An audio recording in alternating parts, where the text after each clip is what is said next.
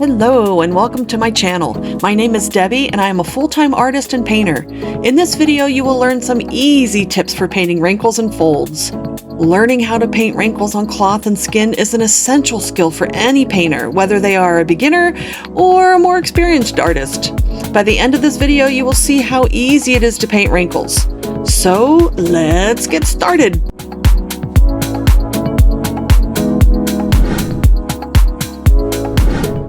Before we start painting, take a look at some wrinkles. What do you notice?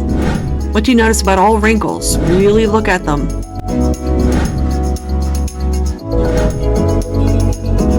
Even the old Dutch masters knew how important it was to be able to paint wrinkles realistically and to convey different feelings in their paintings.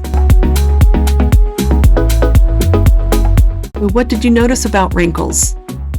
Did you see it? It's easy.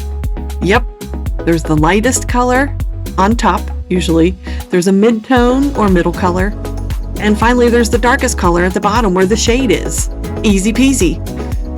All right, so now let's try your hand at painting. My first tip for you is to always use a reference photo. It's the best way to really look at the shadows and the highlights so that you can tell where one begins, where one ends.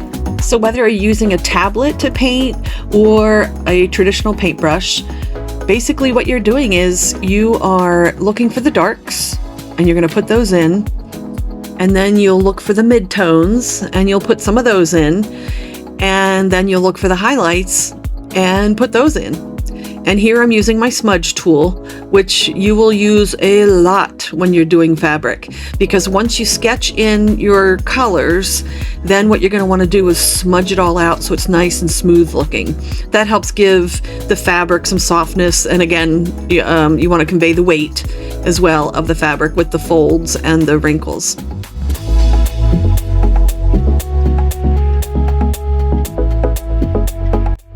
Okay, here we have a new picture, and you can see me laying down the mid-tones for these wrinkles. And here I'm starting the highlights.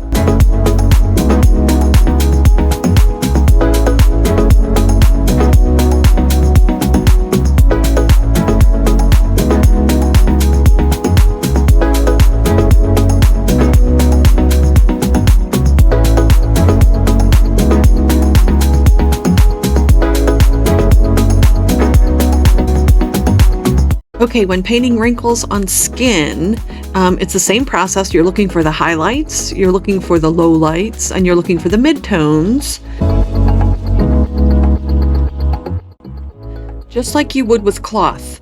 But on skin, I don't smudge as much.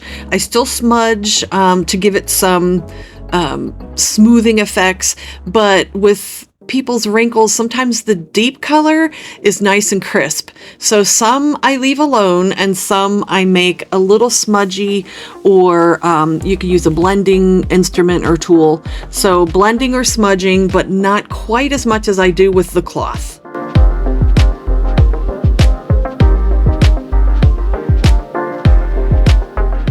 And don't forget, highlights aren't always, quote, white. They're the lightest color of the color that you're using currently, like in the shadows there. I wasn't using white, I was using a lighter color gray. It depends on what color is your surrounding color, and from that you go to the lightest color, and that is your highlight. With that said, your darkest color isn't always a black either. It's whatever color you're currently using in that wrinkle. Well, there, ta-da! You're done. It's easy, right?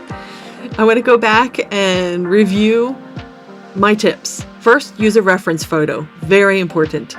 Then do a sketch. Then paint your darks and your midtones. And then finally, the highlights. Ta-da! That's it. Easy peasy lemon squeezy.